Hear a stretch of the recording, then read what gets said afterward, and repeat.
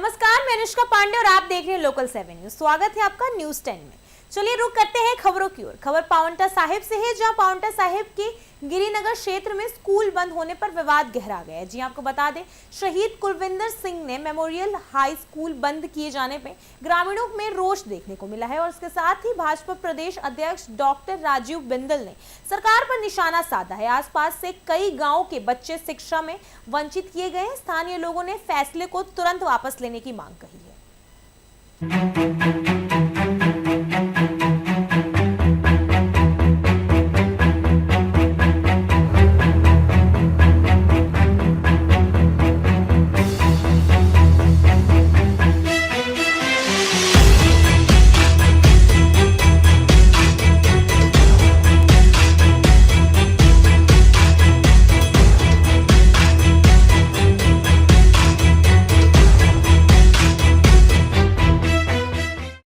मेरा नाम हुकुम सिंह है और मैं गिरिनगर तहसील निवासी हूँ और मैं भी इसी स्कूल से 74 से मैं स्कूल में पढ़ा और उसके बाद में के बाद रिटायर हो गया गिरिनगर से। और ये स्कूल अब बंद कर दिया गया है क्योंकि इसमें जो है ये शहीद के नाम से जब स्कूल खुला था तो ये जो है बंद नहीं होना चाहिए था। ये देश के लिए बहुत बड़ा घातक समाचार है जो शहीद हुए देश के लिए, और वो स्कूल आज बंद होने जा रहा है।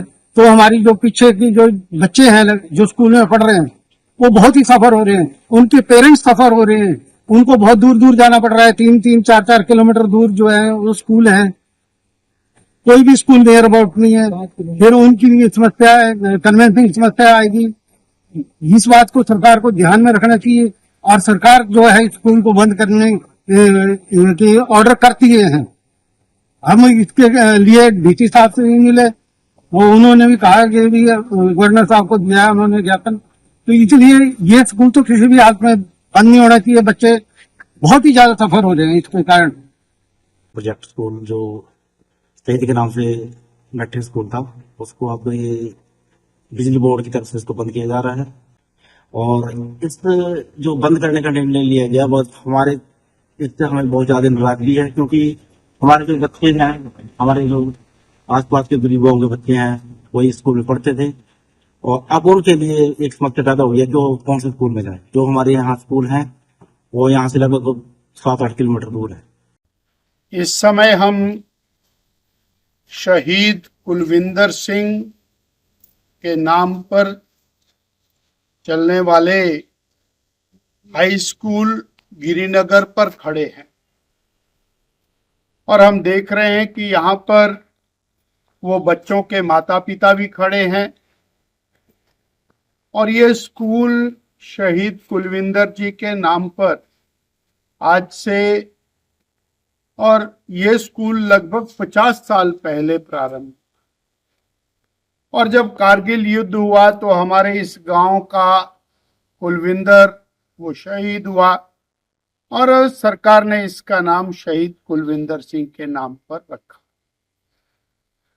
पिछले कल तक 58 बच्चे इस स्कूल में पढ़ और हमारी प्रदेश की कांग्रेस सरकार ने जो श्री सुखविंदर सिंह सुक्खू जी के नेतृत्व में चल रही है उसने इस पर ताला लगाने के आदेश कर। अब वो बच्चों के सर्टिफिकेट्स निकालने का काम शुरू हो गया। ये इलाके की जनता के साथ बहुत बड़ा भद्दा मजाक।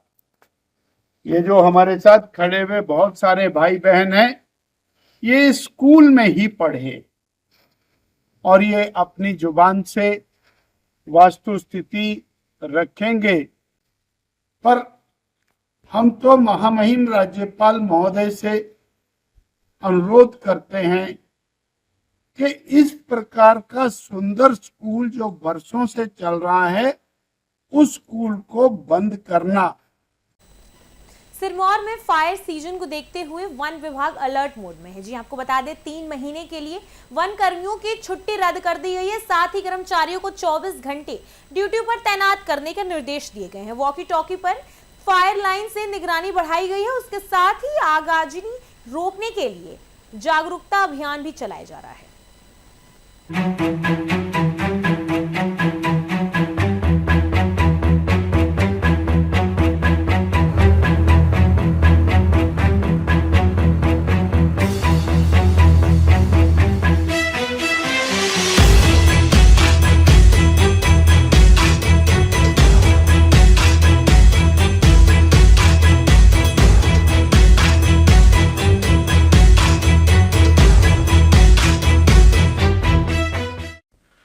वन विभाग की इस जो हमारा फायर सीजन रहता है इसमें पूरी तैयारी है।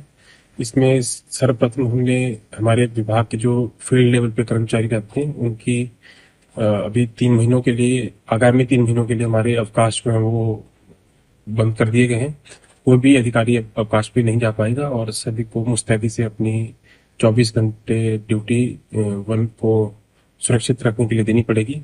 और दूसरा, हमारे जंगलों में जो भी हमारी फायर लाइन्स हैं, जो हमारे एग्जिस्टिंग रोड्स हैं, जो एज ए फायर लाइन काम करते हैं, तो उनको हमने पूरी तरह से तैयार कर लिया है। फायर लाइन हमारी एक ऐसी चीज होती है जो आग को एक क्षेत्र से दूसरे क्षेत्र में जाने से रोकती है। तो हमारी सबसे एक महत्व कड़ी आग को बुझाने के लिए जो रहती है वो फायर लाइन की रहती है। तो वो भी प्रॉपरली हमने उसका निरीक्षण भी कर लिया और उसको मेंटेन भी किया है। साथ ही रोड के साथ जो हमारी एक गतिविधि रहती है जिसको हम कंट्रोल बर्निंग कहते हैं, पत्तों को इकट्ठा करके उनको जलाना ताकि रोड से कोई आग जंगल की तरफ ना फैले, तो वो भी विभाग द्वारा कर दी गई है।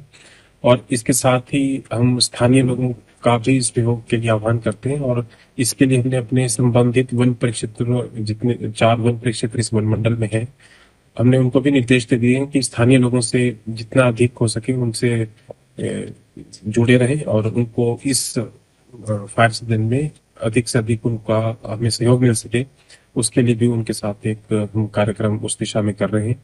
और इसके साथ ही हमने कुछ इक्विपमेंट्स भी इस बार हम यूज कर रहे हैं आग को बुझाने के लिए, क्योंकि जैसे आपको पता है कि जंगल में कम्युनिकेशन जो रहता है वो एक बहुत ही, क्योंकि दुर्गम स्थानों पे नेटवर्क नहीं रहता तो वहां पे आपस में एक दूसरे के साथ संवाद करना मुश्किल हो जाता है। तो इस दफा हमने कुछ वॉकी टॉकीज परचेज किए हैं जिसको हम फील्ड के अपने कर्मचारियों को देंगे ताकि आगजनी की स्थिति में हम एक दूसरे के साथ पूरा संपर्क रख सकें और हम अपनी उपलब्धता मौके पे दिखा सकें। नाहन में चूड़न स्कूल बंद होने पर राजनीति गर्मा गई है। जी आपको बता दें, दरअसल डॉक्टर राजीव बिंदल ने सरकार पर शिक्षा विरोधी नीति का आरोप लगाया है। उन्होंने कहा कि लगातार संस्थान बंद किए जा रहे हैं। इस फैसले के खिलाफ आंदोलन और कोर्ट जाने की चेतावनी दी गई है।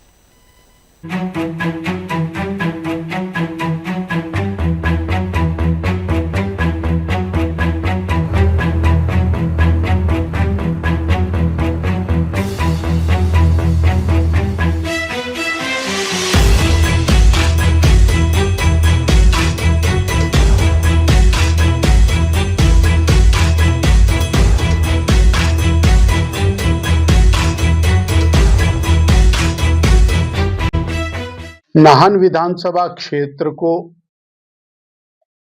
लगातार भारी भरकम नुकसान उठाना पड़ रहा है। 40 महीने से कांग्रेस पार्टी की सरकार हिमाचल में है और कांग्रेस पार्टी के माननीय विधायक नाहन में है और नाहन की जनता के ऊपर एक के बाद एक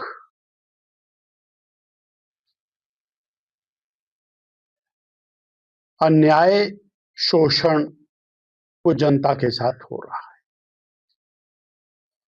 आज हमारा एक गांव चूड़न है। इस चूड़न में पिछले कई दशकों से प्राथमिक विद्यालय, राजकीय प्राथमिक विद्यालय चल रहा है और उस विद्यालय को ताला लगा दिया कांग्रेसियों ने।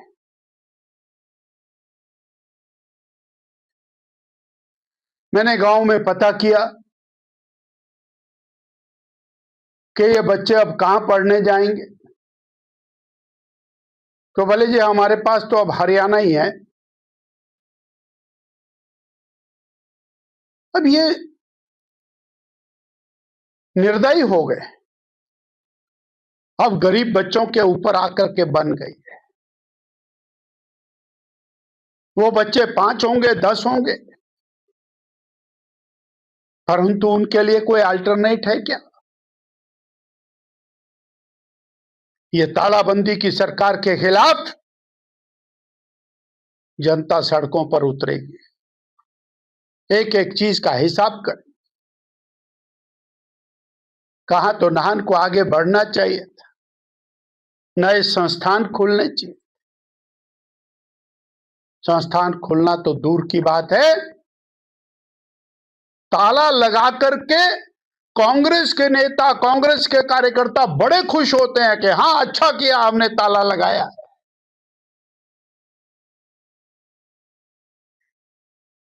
और आज बहुत कष्ट हुआ मुझे, चूड़न के प्राइमरी स्कूल को अपने ताला लगा आपने, और धाटी के 3 स्कूलों को ताला लगा दिया आपने, गिरिनगर के स्कूल को ताला लगा दिया, और अब न्यायालय के रास्ते से भी हमको जाना पड़ेगा। धन्यवाद। मेरी नई वेबसाइट www.rajivbindalhp.in उसका श्री गणेश आज किया गया है। जीवन के बहुत सारे ऐसे पल हैं जो महत्वपूर्ण हैं, उनको सबको संजो रखना तो बहुत कठिन है, परंतु वेबसाइट में कुछ पलों को संजोने का प्रयास किया है और ये वेबसाइट जनता को समर्पित है। नाहन में स्वास्थ्य खंड दथेड़ा की बैठक आयोजित की गई है, जहां बैठक में बीते कार्यों की समीक्षा की गई है। एनसीडी कार्यक्रम में 112% लक्ष्य हासिल किया गया है। इसके साथ ही आने वाले दिनों में एचपीवी वैक्सीनेशन के साथ ही अभियान चलेगा और स्वास्थ्य योजना की प्रगति पर भी चर्चा हो जाएगा।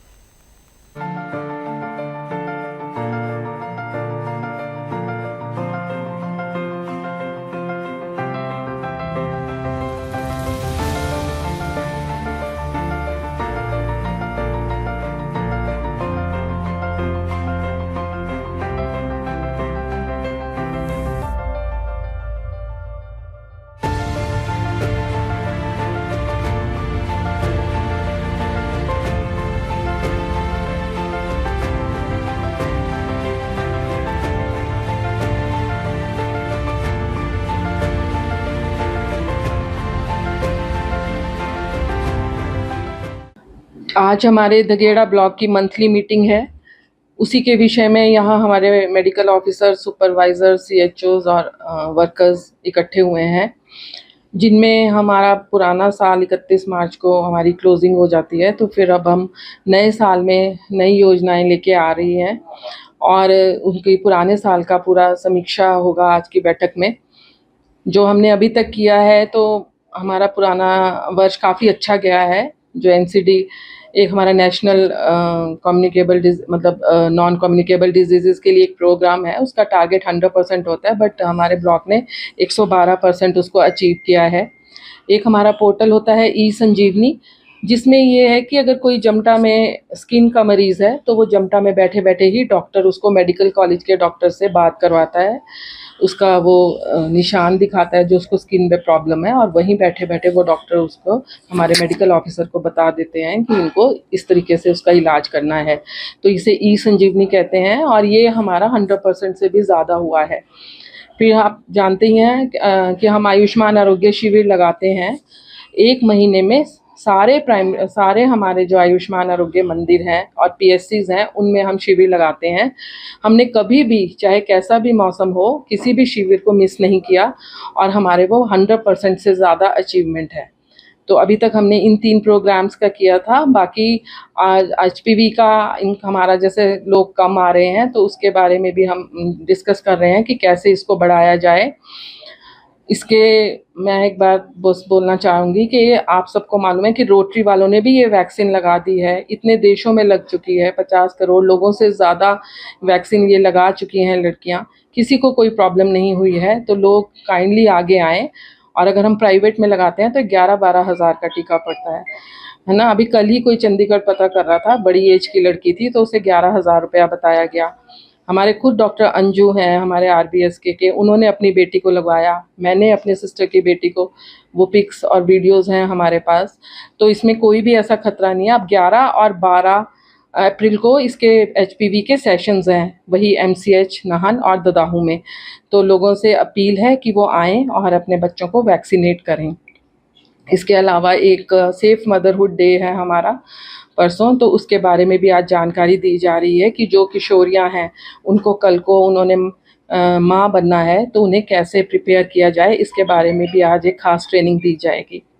धन्यवाद। रेणुका जी बांध परियोजना का निर्माण कार्य शुरू हो गया है। जी आपको बता दें, इस क्षेत्र में 4 दशक पुरानी मांग की गई है, जहां पहले चरण में 3 सुरंगों का निर्माण किया जा रहा है।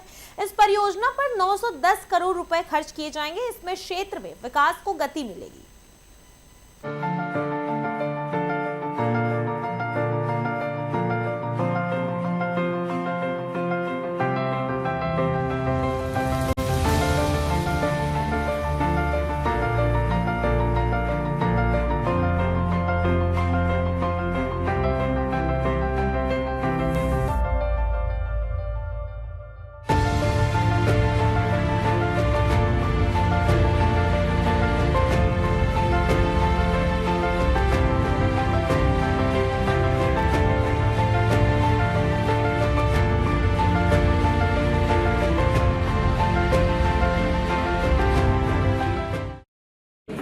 आज बहुत खुशी का दिन है कि रेणुका बांध परियोजना का कार्य जो है उसका शुभारंभ आज यहाँ हुआ, भूमि पूजन यहाँ हुआ है।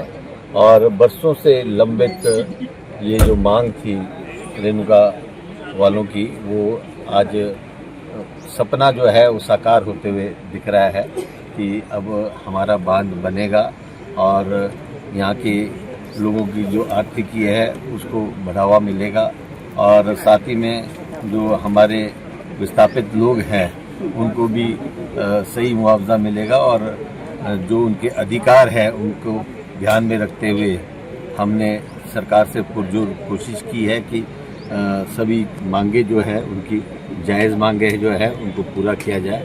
और जो हमारे लगभग 158 परिवार हैं जो इस लिस्ट में नहीं थे, कि वो हाउसलेस की लिस्ट में नहीं थे, उसको भी हमने ऐड करवाया है। और साथ ही में जैसे उनकी फॉर्मेलिटीज़ पूरी हो जाएगी तो उनको भी मुआवजा मिलना शुरू हो जाएगा। उसमें भी थोड़ी बहुत त्रुटियां जो थी उसको भी हमने दुरुस्त कराया है। और साथ ही में आगे भी मैं ये आश्वासन देना चाहता हूँ सभी विस्थापितों को भी, सभी लोगों को भी, कि जो भी आपकी जायज़ मांग होगी हम सरकार के समक्ष रखेंगे और उसे पूरा कराने की पूरी कोशिश करेंगे। तो एक बार फिर से ये बहुत बड़ी परियोजना है रेणुका बांध, और इससे जो पानी दिल्ली को जाना है, साथ में यूपी, उत्तराखंड, राजस्थान, हरियाणा, पंजाब भी इसमें शामिल है। तो सभी लोगों को मैं बधाई देना चाहता हूँ कि ये जो आज कार्य शुरू हुआ है, तो सभी लोग जो है इसमें अपना सहयोग करें ताकि इस बांध परियोजना से हजारों लोगों, लाखों लोगों को इससे फायदा मिल सके। मिलते हैं एक छोटे से ब्रेक के बाद, तब तक बने रहिए लोकल 7 न्यूज के साथ।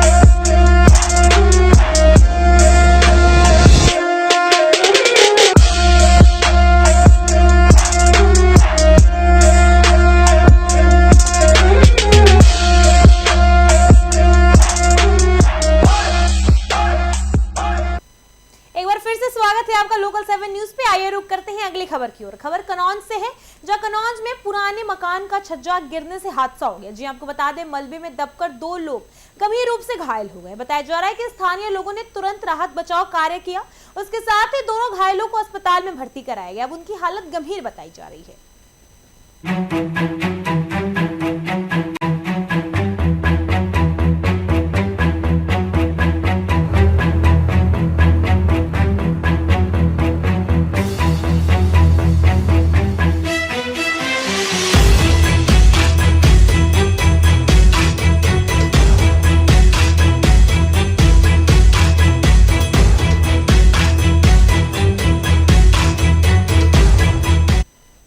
कुशीनगर में मां बेटी पर ज्वलनशील केमिकल के साथ हमला हुआ है। जी आपको बता दें, इस हमले में बेटी की मौत हो गई है, जबकि मां गंभीर रूप में है।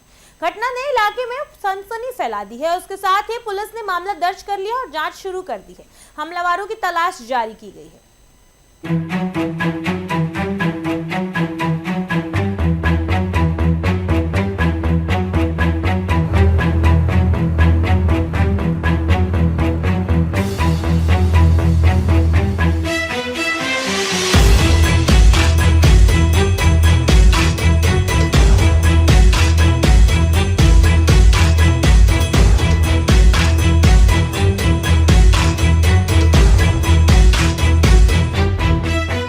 है आपका? संतराम। संतराम जी, कहाँ रहते हैं आप? हम गांव में रहते हैं सर, पियापुर। यहाँ क्या हुई घटना हुई है? यहाँ घटना ये हुई है, हम यहाँ बिल्डिंग में काम करते हैं, नाइट ड्यूटी जी। तो इसमें ये इन्होंने सामान रखने को कहा, तो सामान ये हमारे यहाँ अपना घर गृहस्थी का उठा के रख रहे थे। अच्छा अच्छा। ऊपर से अचानक में पूरा छज्जा नीचे आ गया। अच्छा, कई लोग घायल हैं? 2 लोग घायल हैं। क्या नाम है उनके? एक का नाम है श्यामू हाँ। और एक का नाम है कृष्णा। अच्छा, दोनों लोग यहीं रहते थे? हाँ, वो इसी घर के रहने वाले हैं। घर खाली कर रहे थे कहीं ना बनवाने के लिए, कहीं ना कहीं है? पिछला हिस्सा टूट रहा था हाँ। तो इधर सामान रखा हुआ था, ये वाला सामान उठा के वो अंदर रखा। अचानक छज्जा गिर गया? अचानक से। कहाँ घटना आई है? कौन सा मोहल्ला बोला था? अजय पाल रोड। अजय पाल रोड। शिमला में भाजपा ने कांग्रेस सरकार के खिलाफ प्रदर्शन किया है। जी आपको बता दें, नेताओं ने सरकार पर कुप्रबंधन का आरोप लगाया है। जनता से किए वादे पूरे न करने की बात कही गई है, जबकि भाजपा ने आंदोलन तेज करने से चेतावनी दी है और सरकार पर गंभीर सवाल खड़े किए हैं।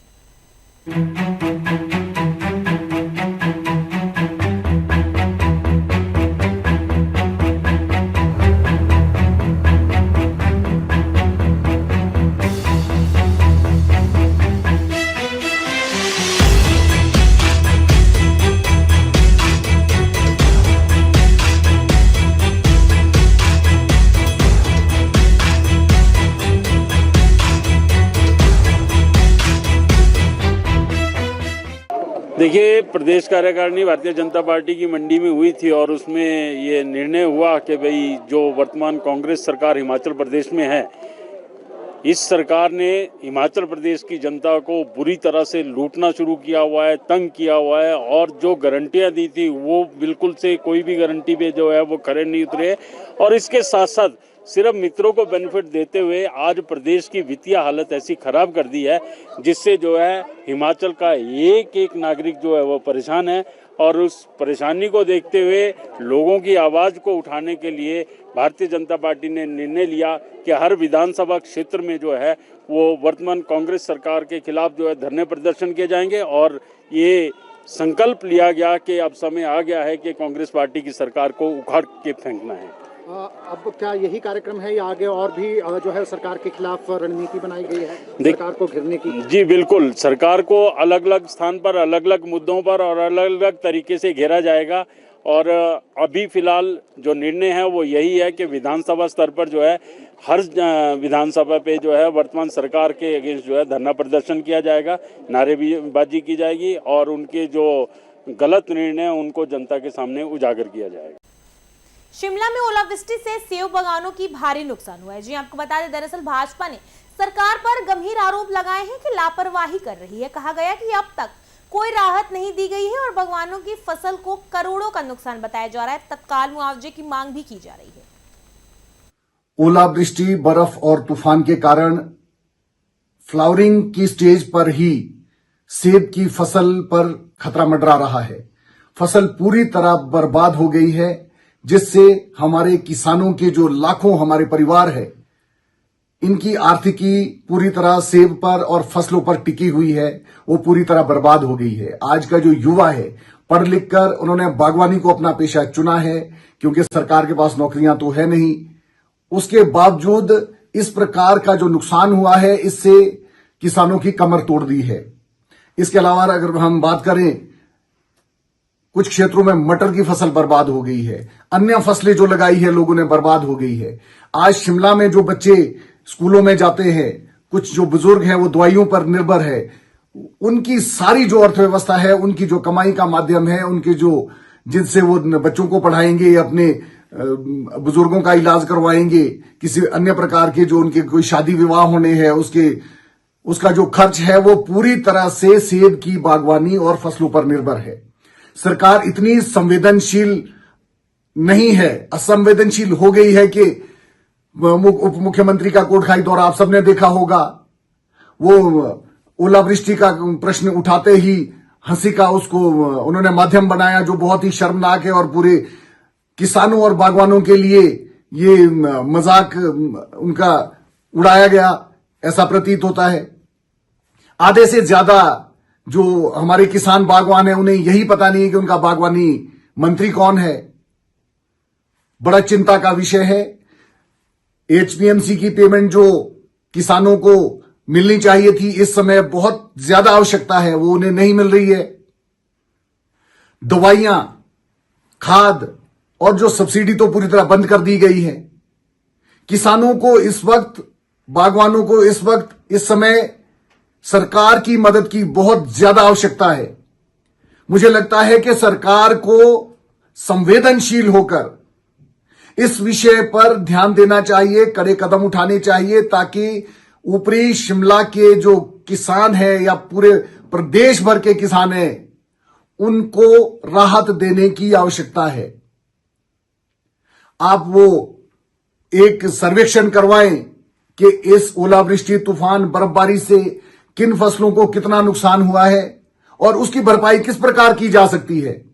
यह सरकार की प्राथमिकता होनी चाहिए, क्योंकि हिमाचल प्रदेश की जो अर्थव्यवस्था है वो बागवानी पर, विशेष तौर पर फसलों पर, सब्जियों पर बहुत ज्यादा निर्भर करती है।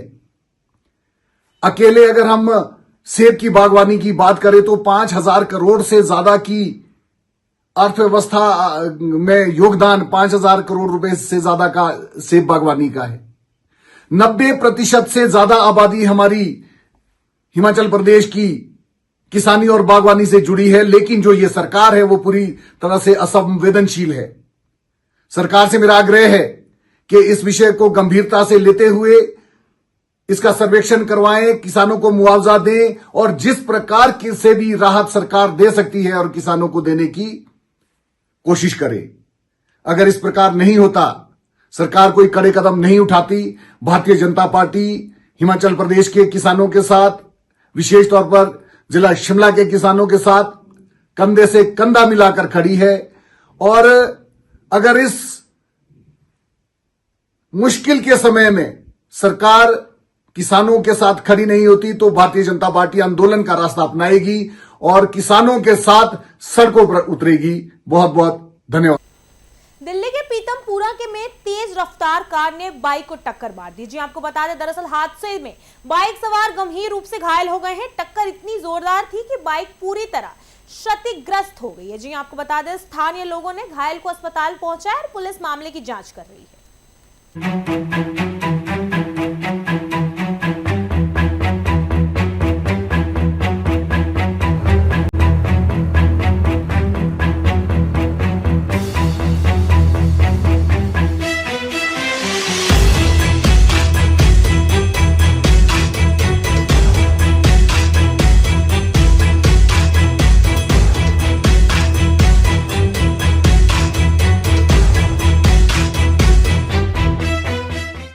संजय नाम है उसका और उसकी उम्र है वो 19 के समथिंग है।